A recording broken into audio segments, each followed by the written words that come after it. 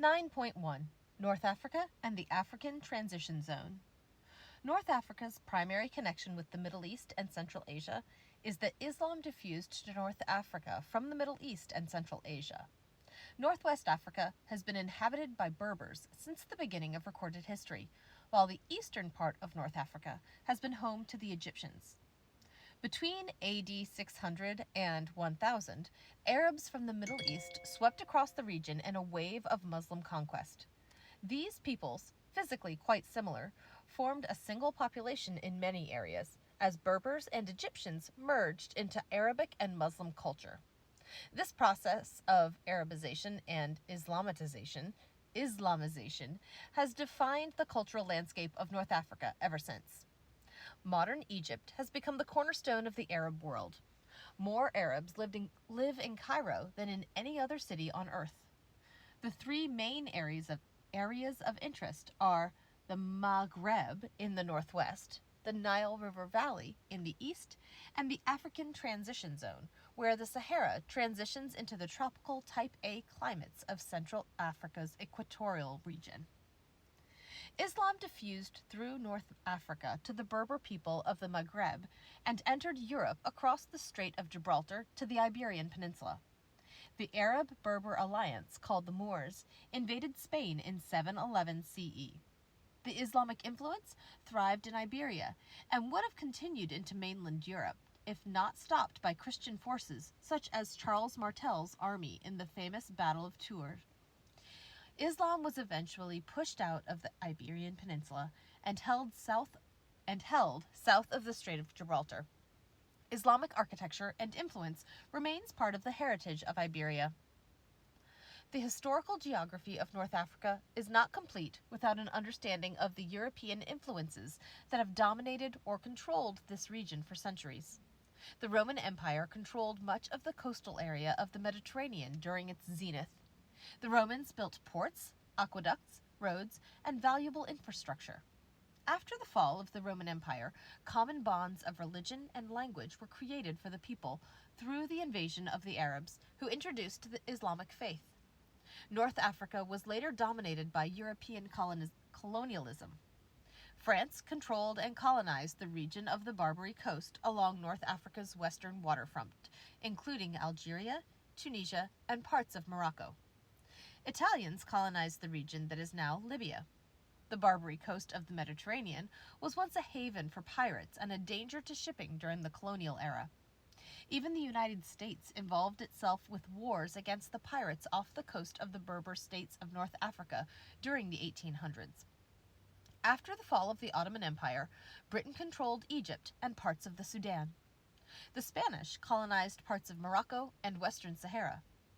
In due time, resistance movements were successful in defeating the colonial powers and declaring independence for all the countries of North Africa.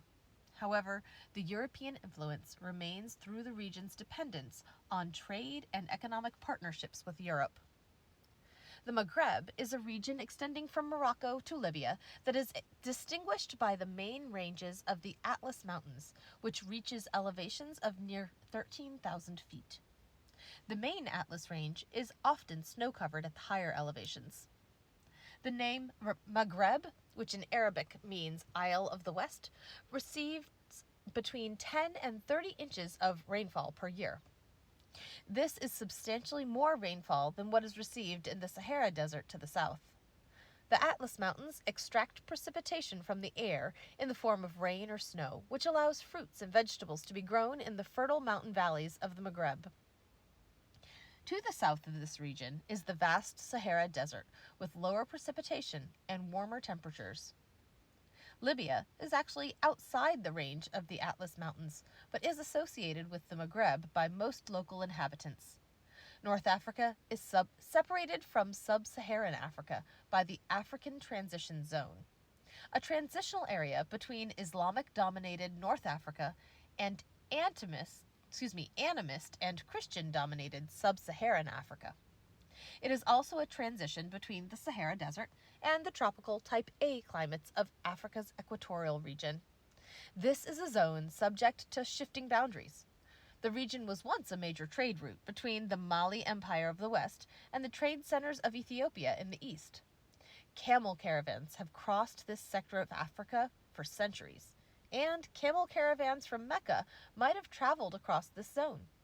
Many nomadic groups continue to herd their livestock across the region in search of grazing. Aided by a moderate Type C climate, northern coastal region of the Maghreb and the mountain valleys are a center for agricultural production, including grapes, dates, oranges, olives, and other fruit products. Think about how geography affects population. Which climate types do most human groups gravitate towards? What conditions will you find when you combine this climate type and generous quantities of water and food? As you fit the pieces of the geographic puzzle together, you can understand why populations centralize in some places, but not in others. The Maghreb is an attractive place for human habitation, but it borders on the inhospitable vastness of the Sahara Desert. Most of the Maghreb's residents live in cities along the Mediterranean coast. There are few people in the vast desert interior of these countries. The exceptions are groups such as the Tuareg that are found in the Sahara. The Maghreb is an expansive region with countries of size. Algeria, Libya, and Morocco are large countries in terms of physical area. Algeria is Africa's largest country as of 2011. Algeria is similar in area to the entire United States east of the Mississippi. Libya is larger than the state of Alaska, and Morocco is the size of the state of California.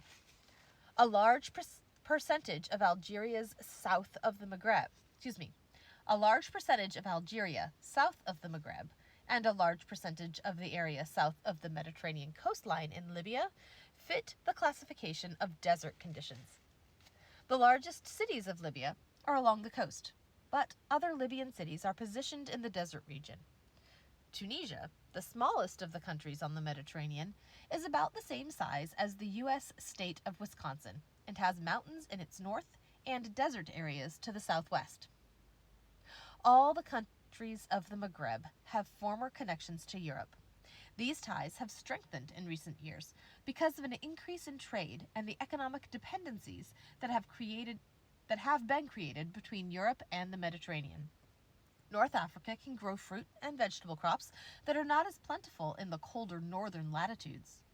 In the last half of the 20th century, an enormous amount of oil was discovered in the Maghreb, and Europe has a growing need for energy. The discovery of oil changed the trade equation. Oil and natural gas revenues subsequently advanced past agricultural goods as the main export products.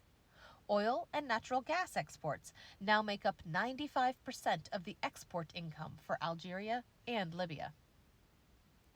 Economic geography of the Maghreb. Europe, which is in the higher stages of the Index of Economic Development, has small families with fewer young people to fill entry-level service jobs, and North Africa has a burgeoning population of young people seeking employment. Many people from North Africa speak the languages of their former colonial masters, and when they leave North Africa seeking employment, they find the transition to a European lifestyle relatively straightforward. Migration from the shores of North Africa to Europe is not difficult. The Strait of Gibraltar, for example, is only about 9 miles across from Morocco to Spain. European countries have attempted to implement measures to halt the tide of illegal immigration into their continent from North Africa. The need for cheap labor in European countries is a major economic factor in this equation. Europe needs cheap labor and more energy, provides employment opportunities, and has an advantage in its higher standard of living. These forces attract immigration and pull people toward Europe. North Africa can supply labor and oil, has high levels of unemployment, and suffers from poor economic conditions. These factors push people to emigrate from North Africa to places where the conditions are more attractive. The African Transition Zone. Stretching across the widest part of Africa on the southern edge of the Sahara Desert is the African Transition Zone.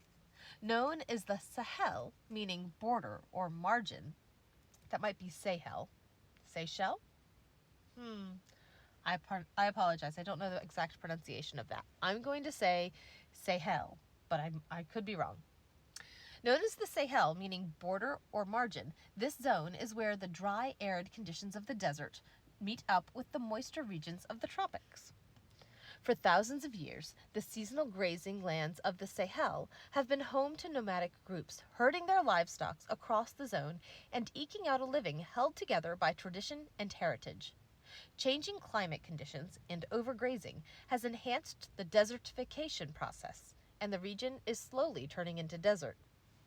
The Sahara Desert is shifting southward, altering the economic activities of the millions of people who live in its path. 10,000 years ago, North Africa and the Sahara Desert were tropical environments filled with all the biodiversity and wildlife now found in sub-Saharan Africa.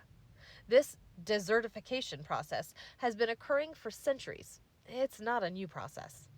Human factors and climate change may be accelerating this process, but they did not create it. Political stability is complicated to achieve in the African Transition Zone. The political borders established by European colonialism during the Berlin Conference of 1884 remain basically intact and create barriers that hamper the nomadic groups from traveling through the Sahel in search of grazing land for their livestock. Political boundaries now restrict movement and keep people divided and separated into national identities. The African Transition Zone is also in transition from a rural, traditional agrarian culture to a society confronting the information age and modern technology. Camel caravans that once transported goods and materials across wide expanses of desert terrain are being replaced with motor vehicles and aircraft. The many traditional groups across this zone are adapting to the conditions of the modern world, but work to retain their values and traditions of their heritage. The colonial political borders have impeded progress in the region's effort to establish stable governments and control the land and resources within its borders. Post-independence governments have thus far been unable to establish stable economic conditions within many of the countries in the Sahel. Natural resources are being exploited for economic profit, which is changing the natural environment. Security and safety have become significant issues. Today, this region is unstable, with political and cultural conflicts between the local groups and governments. The conflicts in Sudan are examples of the instability of the area.